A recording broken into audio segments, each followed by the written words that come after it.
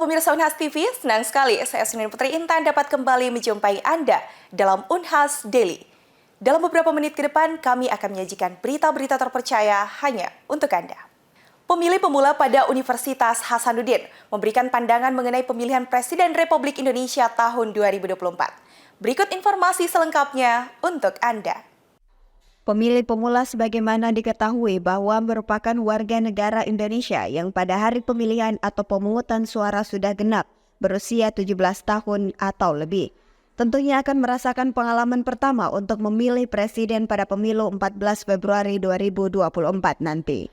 Sendiri terkait Pilpres tahun ini itu menurut saya mungkin karena saya ini baru juga pemilih, jadi saya melihat pemilu tahun ini agak seru karena pemilu tahun ini seperti kayak berbeda dari pemilu tahun lalu yang hanya 2 calon, tapi tahun ini 3 calon. Jadi kayak untuk menentukan pilihan itu lebih susah karena ada 3 calon dan menurut saya ketiga calonnya itu ya betul-betul orang yang sudah terpilih. Selanjutnya Kak, menurut saya pemilu tahun ini juga cukup seru karena saya mengikuti dari debat pertama sampai yang terbaru. Visi misi yang dibawakan semuanya menarik. Kalau caranya sendiri Kak untuk menentukan pilihan untuk pemilu tahun ini itu kan saya ikuti debat dari pertama sampai ketiga. Itu saya melihat mulai dari pemaparan visi misinya, cara berdebatnya, terus etika dalam berdebatnya, dan terakhir itu ada semacam presentase yang ditampilkan setelah akhir debat. Itu yang saya jadikan patokan untuk dalam menentukan pilihan saya di pemilu tahun ini. Perlu menentukan kriteria calon presiden dan wakil presiden yang nantinya akan dipilih oleh pemilih pemula. Dapat ditinjau dari visi misi, debat capres dan cawapres, rekam jejak para calon, pengusung partai politik, dan juga pengambilan keputusan serta cara mengatasi masalah. Pilpres 2024 saat ini yang saya lihat cukup meriah, mengingat banyaknya informasi yang masuk dan bisa kita akses di platform atau sosial media manapun. Jadi sebagai pemilih pemula itu menurut saya tugas kita itu sebaik-baiknya pilih informasi yang mana yang akurat dan tidak termakan hoaks seperti itu. Kalau saya pribadi itu rajin membaca, perbanyak literasi, cari sumber yang akurat dan bisa dipercaya, yang bisa menerapkan konsep pemerataan atau kesetaraan gitu Kak, terhadap kelompok minoritas khususnya. Pokoknya kita sebagai pemuda yang punya akses informasi yang cukup harus kaji baik-baik kira-kira paslon mana yang berpotensi untuk membawa perubahan yang lebih baik. Pemilih pemula semoga mendapatkan pengalaman pertama yang baik dan menentukan pilihan terbaik dengan kualitas calon pada Pesta Demokrasi Pemilu 2024 nantinya. Aminah Rahma Ahmad, Andi Muhammad Syafrizal, Unhas TV. Proses seleksi nasional berdasarkan prestasi atau SNBP 2024 menjadi sorotan utama bagi calon mahasiswa yang ingin melanjutkan pendidikan tinggi di perguruan tinggi bergengsi. Dengan persaingan yang semakin ketat, para calon mahasiswa perlu mempersiapkan diri secara matang dengan mengikuti tahapan-tahapan yang ditetapkan dalam proses seleksi. Berikut adalah tips dan tahapan penting yang perlu diperhatikan oleh calon mahasiswa untuk lolos dalam SNBP 2024. Panitia Seleksi Nasional Penerimaan Mahasiswa Baru Perguruan Tinggi Negeri 2024 telah mengumumkan sistem seleksi masuk perguruan tinggi negeri tahun 2024 melalui kanal YouTube pada 8 Desember 2023. Terdapat 3 jalur masuk, yaitu jalur seleksi nasional berdasarkan prestasi, seleksi nasional berdasarkan tes, dan seleksi mandiri. Jalur SNBP dan SNBT sepenuhnya dipersiapkan oleh panitia SNPMB.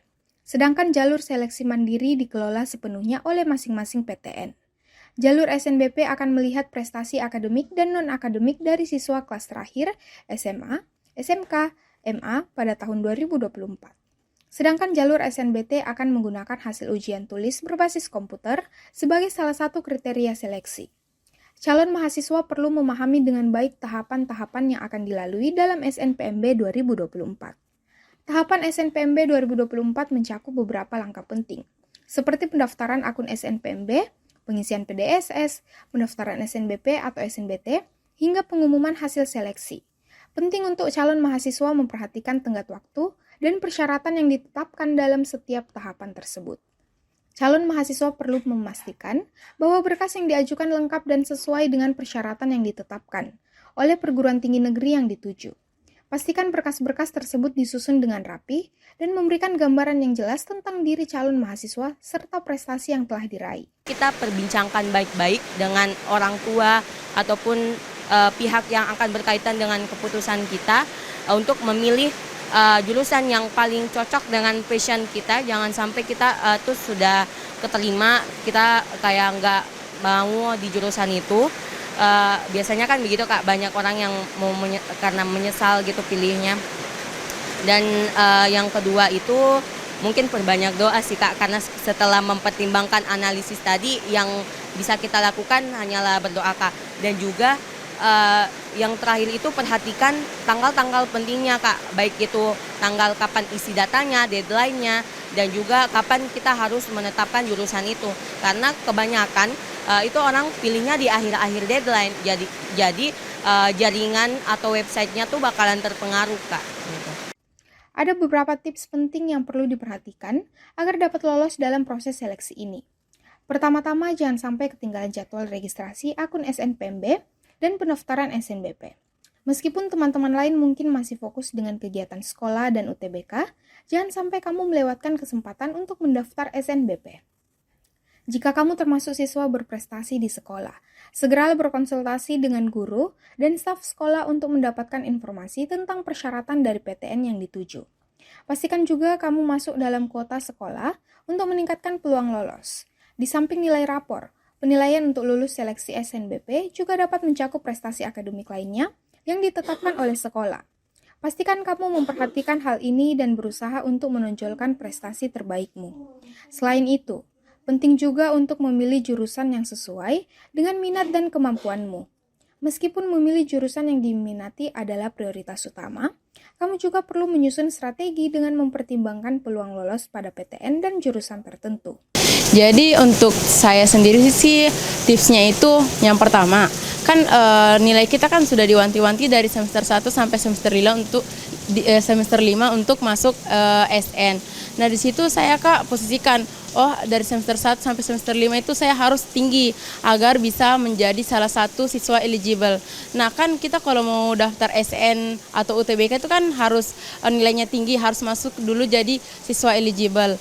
Nah kalau alhamdulillah kita kalau misalnya sudah masuk siswa eligible itu kita harus lihat dulu kita itu berada di tingkatan mana, tingkatan ke bawah kah atau tingkatan ke atas atau tengah. Nah setelah kita mengetahuinya kan wakil kesiswaan juga pasti mengumumkan. Nah kalau sudah diumumkan itu pasti kita tahu. Dengan memperhatikan tips tersebut, diharapkan calon mahasiswa dapat meningkatkan peluangnya untuk lolos dalam SNBP 2024. Pastikan untuk memahami dengan baik sistem seleksi masuk perguruan tinggi negeri tahun 2024 dan mempersiapkan diri secara matang untuk menghadapi setiap tahapannya. Feni Septiani Samuel, Erlita Nur, Unhas TV. Pemirsa, viral di media sosial terkait pejalan kaki yang diharuskan membayar ketika memasuki area Pelabuhan Soekarno-Hatta, Kota Makassar. Lantas, bagaimana tanggapan dosen Universitas Hasanuddin terhadap hal tersebut? Berikut informasi selengkapnya untuk Anda. Baru-baru ini viral video di media sosial yang menampilkan para pejalan kaki ingin memasuki area Pelabuhan Soekarno-Hatta dan dikenakan tarif sebesar Rp5.000 per orangnya. Iko Mang Oka Sudarmawan Diputra, selaku Junior Manajer Operasi Pelindo Regional 4 Makassar, mengatakan bahwa tarif Rp5.000 untuk pejalan kaki adalah tarif resmi dari Pelindo, dan Iko Mang Oku Sudarmawan Diputra mengatakan bahwa tarif ini bertujuan untuk meminimalisir orang yang ingin memasuki pelabuhan, karena pelabuhan adalah area yang terbatas. Jadi jika ingin masuk harus dikenakan tarif untuk meminimalisir orang keluar masuk Pelabuhan Soekarno-Hatta, Kota Makassar. Untuk menjustifikasi itu pungutan liar atau tidak itu kan kita lihat SOP-nya ya. Tetapi yang perlu kita garis bawahi, yang kita soroti adalah kalau dalam perspektif teoritis ya, yang dilakukan itu tidak tepat ya. Kenapa tidak tepat? Karena dia melakukan pungutan kepada siapa saja yang masuk, termasuk membuat mekanisme yang mempersulit ya, misalnya harus pejalan kaki pun harus menggunakan e-money itu sendiri, padahal kan beda konteksnya kalau kendaraan dengan penumpang itu sendiri. Makanya yang kita tekankan adalah Pelindo ini tidak boleh menerapkan teknologi yang setengah-setengah, harus total. Kalau memang untuk kendaraan ya kendaraan saja, kalau mau penumpangnya mau dibatasi saja. Seperti itu modelnya, sehingga yang kita harapkan adalah Pelindo harus betul-betul menerapkan pelayanan prima, pelayanan yang berkualitas di pelabuhan, bukan hanya sekedar bagaimana kemudian ada konsep baru membatasi dan seterusnya, tetapi tidak komprehensif pengaturannya. Rizal Fauzi, Esos MSI, mengatakan bahwa secara teoritis hal tersebut adalah tidak tepat karena pungutan itu dilakukan kepada siapa saja yang masuk dan membuat mekanisme semakin sulit karena pejalan kaki juga harus membayar. Rizal Fauzi, Esos MSI berharap agar Pelindo menerapkan pelayanan prima, pelayanan yang berkualitas di pelabuhan. Pemirsa, berita tadi sekaligus menutup perjumpaan kita hari ini. Terus saksikan Unhas Daily hanya di Unhas TV. Saya Suneni Putri Intan, mewakili kru yang bertugas, pamit undur diri dan sampai jumpa.